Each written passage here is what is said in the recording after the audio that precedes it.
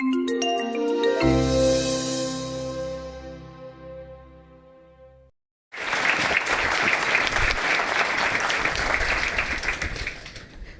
you, Natalie. Good afternoon, everyone. Good afternoon. Thank you very much, Rob, also for having us. It's an honor to be in London, although this weather gets to me every time I visit London. Thanks, Natalie. Thank you for coming. So how did you then become to work for him within his company, and how did your family take it, I suppose, the change? In 1994, Mr Mandela became the first democratically elected president in April of May 1994. And in October of that year, I applied for a job in his extended office. He had a few ministers in his office, and it was one of the ministers, it was a minister without portfolio. So I looked at the ad, and I was only driven by the fact that I needed a job closer to my parents' home, because I was still living with them at the age of 23, which no child should do at the age of 23. I was living with my parents, and I needed a job closer to home. So that was the one thing that was attractive about the job, that the union buildings in which the president's head office is situated was close to my parents' home. And secondly, the job was also advertised that you would do 6 months a duty in Pretoria, which is the administrative capital. It's about 20 miles, I think, from Johannesburg. I'm not sure about miles in kilometers, but about 20 miles from Johannesburg. And then you could spend 6 months, the rest of the 6 months of the year, you could spend in Cape Town. Now, you all know, if you know South Africa, everyone knows about Cape Town. And even as a young South African, we all just want to go to Cape Town.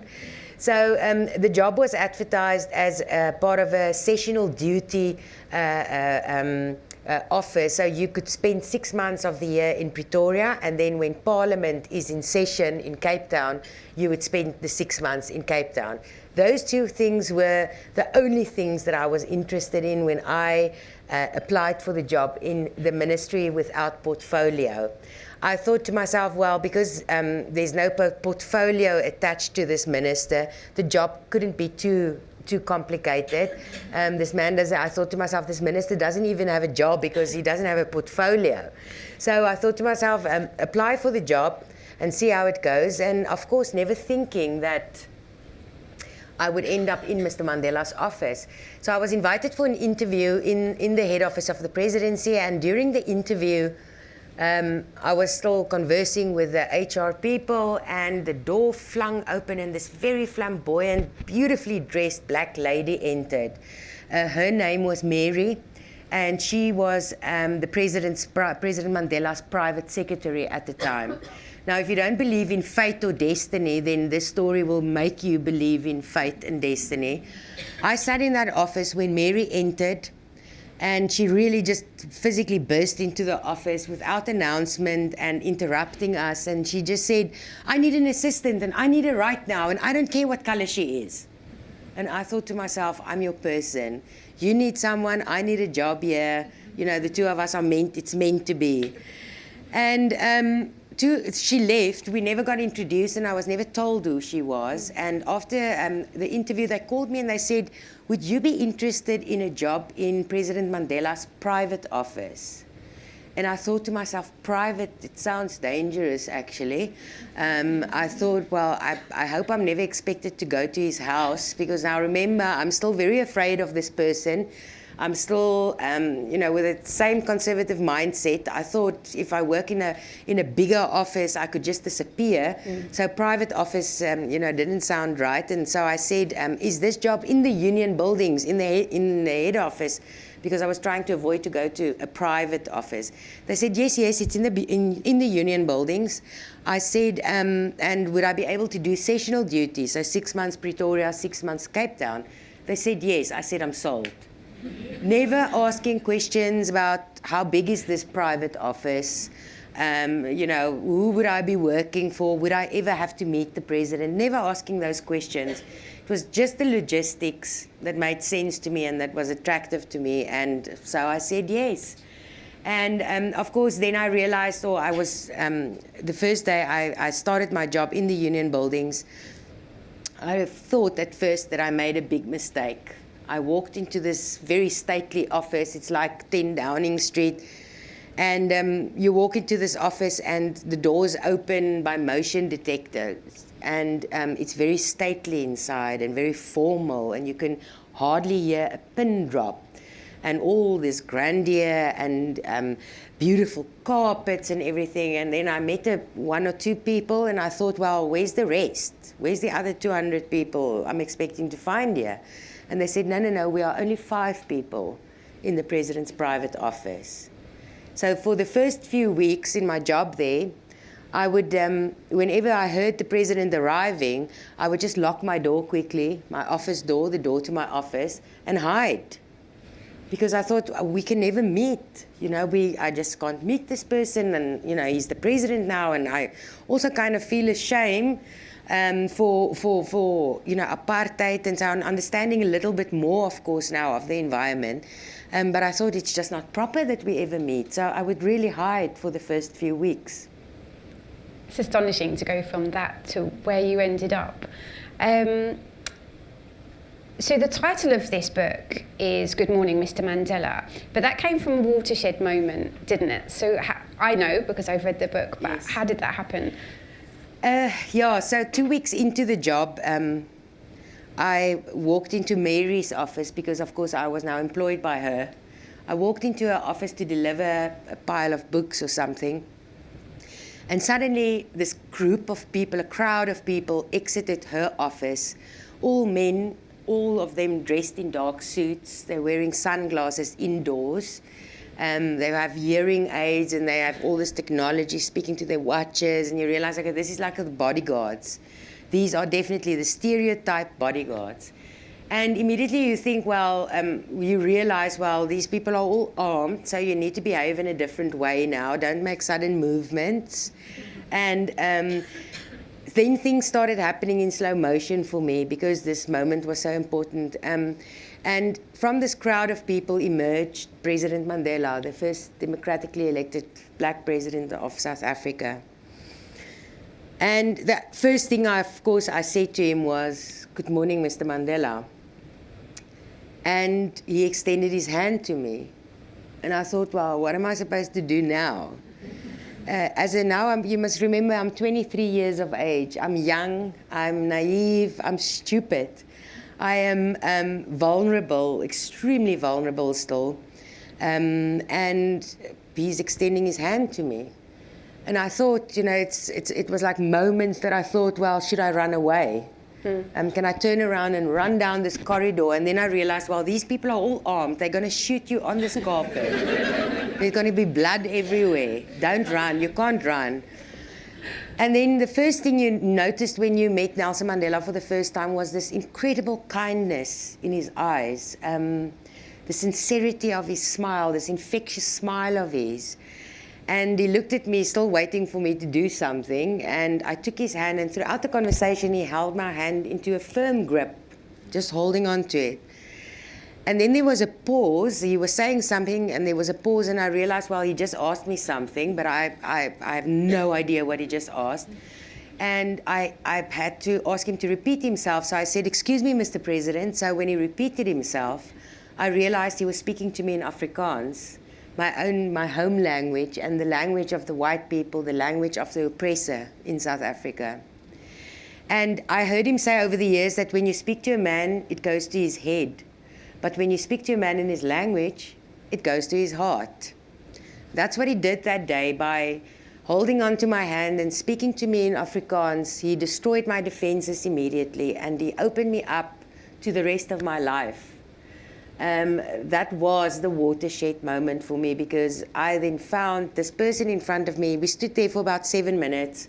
Well, it felt like 2 years, but he asked about my upbringing. Luckily, he didn't ask what I voted, okay, because I think that was going to be the last, but no, not really. He asked about my family, asked about my upbringing, about my parents, you know, everything, these very unimportant things, really. And I felt respected for that moment, standing there, and I felt undeserving because of course then I knew of the history of South Africa, what happened in my country, and immediately you feel responsible because the person you find in front of you is completely the opposite of what you were taught to believe about this man. He's friendly, he's kind, he's extremely caring in his personality.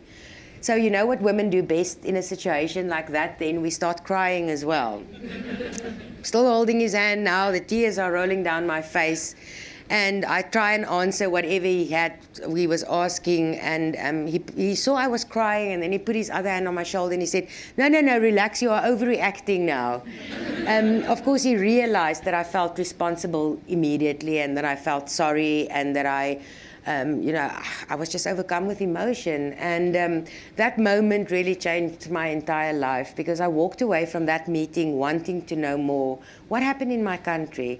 Why these things that I was told in the media, in the church, my parents, I had to question my own upbringing and have very difficult conversations with people asking, why didn't you tell me? Why did you only present one side of history to us?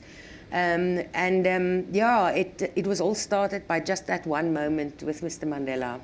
Do we have any questions? I'll keep going, I have loads.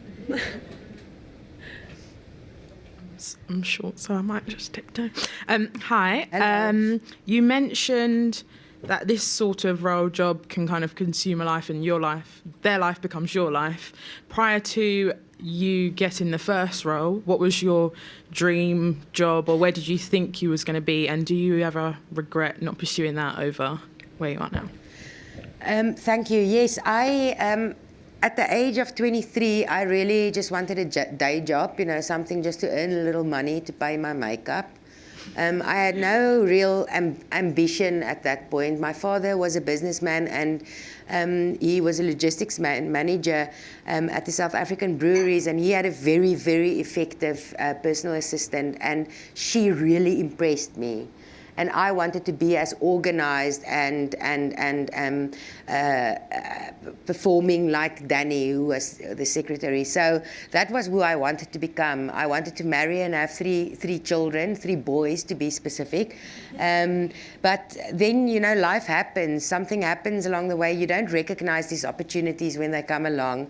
And I think it's, as I said to you, destiny and fate played a role. And this is the life that was handed to me. And I always say to people that when you talk of regret, I look at Nelson Mandela's life and I look at him spending 27 years in prison, away from his family, away from life, sacrificing really his life so that I could have the freedom of speech, the freedom of movement, the freedom of association today. So who am I to talk about my sacrifices in comparing my life to his? My sacrifices, there was nothing. There was really none. I would do everything exactly the same if I knew what I do now, 25 years ago. And there's 7.5 billion people on the planet now, right? And I am that one person who had this opportunity. So how do I dare talk about regret? Mm-hmm. Thank you. Thank you.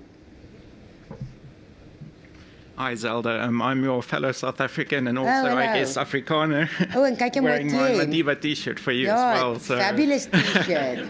It was really interesting to listen to you talking about your upbringing. I mean, I was born 2 weeks before the Soweto riots, so I know about indoctrination by state and by family and by church, more than most, actually. I was just wondering, what is your perspective on how racial attitudes have changed for white people in South Africa towards other races, and particularly, I guess, Afrikaners? Do you think we're there? Do we have a long way to go? And where do you see it going? Thank you. I always say to people, it feels like we haven't made progress, but we have made a lot of progress in South Africa. Look at me. Change is possible, and we measure things maybe differently now because of technology. I think in South Africa, you will always have, in any society across the world, you will have pockets of racism. People will just simply refuse to change. Not for any good reasoning, but people who just don't want to change. So you'll always have that in any society. South Africa specifically, I think there's been massive progress as far as racial relationships are concerned. The problem, however, is that I heard someone said that we live in the age of smartphones and stupid people. So what people, it's the age of instant gratification. We don't listen to each other anymore. And you know, that was one of Madiba's strongest characteristics, was his ability to listen to people and to listen with the intention of really understanding what a person is saying rather than listening with the intention of responding. And with smartphones and social media these days, that's what we do. We look at something and without thinking or listening, we respond because I do want most likes, I do want to be the most famous person, or I do want to shame someone publicly. So that's who we as a society has become. So when it comes to racial relations in South Africa, you have this the radicals, and I'm sure you know who I'm talking about. We have the radicals on both white and black side, that it makes it appear that we haven't made progress or that we are moving backwards. But you know what, in all the years, I have not found the people on the street that's so intolerant as you see in politicians. People on the street in South Africa are not intolerant. People in the street want to live together. They want to bring work together to bring solutions. So I do think we've made great progress. It's just that it appears because things are so open and so transparent in society because of the internet that it appears different. Yeah, absolutely agree with you, and especially when you see the newer, younger generations, and just how when you see them going out socializing, and just how comfortable they are living in such a multicultural society. Totally. Yeah. I always say to people that everywhere in the world, if you look at the US today as well, you know, you have this very intolerant atmosphere. And it's everywhere in the world. It's not just America, it's not South Africa. Everywhere in the world, it's the radicals shouting that makes us all move back into a more conservative society. So I'd rather be bland than say how I really feel. The thing is that if you are serious about righteousness and equality and the freedoms that people like Nelson Mandela fought for, you need to shout louder and not become the bland society and the person who doesn't have an opinion just because it's safer. It's hard, and I myself had to learn through social media the hard lessons. But it is a powerful, powerful tool for us. And if you look at Nelson Mandela's legacy, he stood on the world stage, and then at times there were maybe 50,000 people in a stadium that he addressed. Those days they didn't have smartphones, so the 50 people, his opinion was confined to the 50,000 people in front of him. With the internet today, all of us in this room is on some form of social media. If we all have 100 people to influence, actually our power is much bigger than it was those years, you know, and we can reach more people. So how do you choose to use that responsibility in this age of influence, age of technology? Use it to build the bridges, to promote tolerance, to promote equality, to promote the things that we all know, you know, makes the world a better place. Thank you, and thank you for your time today. Thank you. Both my parents are Palestinian, so I'm sure you can imagine that this is something that's also very close to my heart. And I was wondering if you could maybe speak a little bit about maybe Nelson Mandela, and if he ever spoke about forgiveness from within, or how he could come over this things that happened to him personally to work with and integrate, you know, these people who had done this to him in society as he was president. Thank you. Yes, you know, Mr. Mandela, at I think about 10 years after I started working for him, he started this thing of saying that he misses prison. I was like, what? I said, you can't say that. That's disgusting to say that you miss prison. Don't repeat that. And then he said, it's not that he missed prison, it's that he misses the opportunity to think about things properly.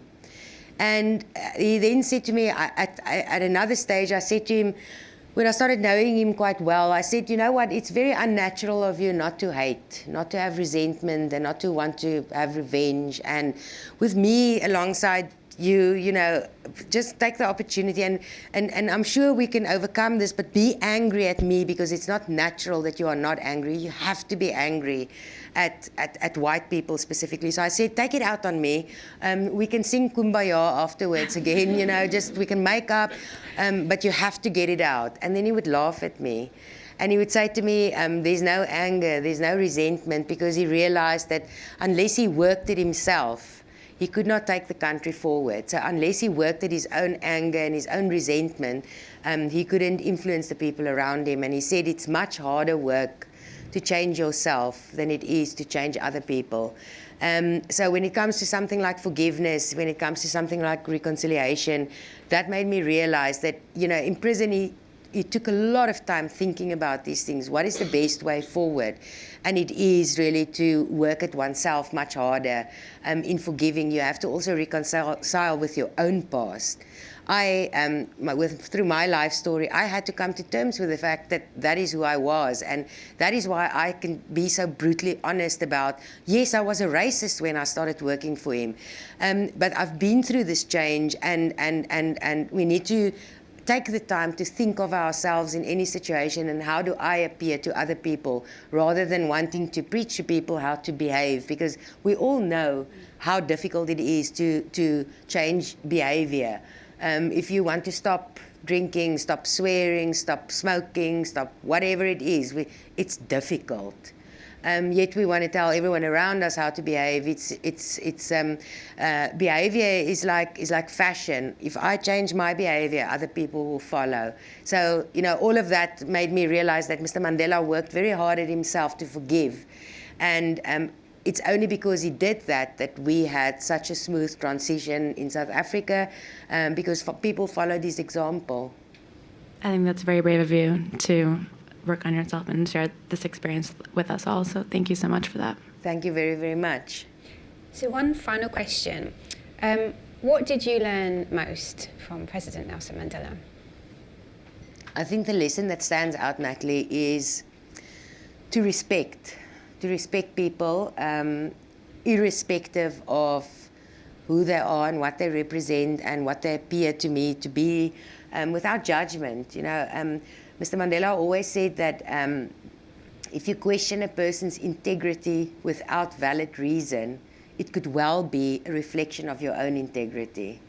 And I often think of those things, and I always think of the person that approaches me now, strip him from all those layers, because that's what I learned from Mr. Mandela. Strip him from what he wears, he or she wears, from their sexual preference, from their wealthy status, their appearance, all of that, their ideology, their religion, their conviction, all of that. Politics, strip the person and connect with a human being. And that is what made him such an effective world leader as well, is that he always was able to connect to the humanity of a person above ideology. And I think that speaks of respect. And if we can all just try and do that, recognizing the human being behind every person that we come across, then you know, that it makes the world a better place. And I bear witness to the fact that I saw a person waking up every morning. Nelson Mandela, for 19 years, he decided purposefully every single morning, he decided, if I can change or if I can touch one person's life today, I can change the world. He really believed in that individual action. And if you now look at world history, he did. So it's in our power. It wasn't that he was a superhuman being. He was an ordinary human being like all of us. But he made decisions and always choosing the right thing. And I think that kind of respect, that kind of self-respect as well, is the lesson that I take away from my experience. That's fascinating. So it's been amazing having you, and thank you so much for coming all the way from South Africa to be with us today. The book is available. You can buy it. It's a great read. I definitely recommend it. It's available on Google Play.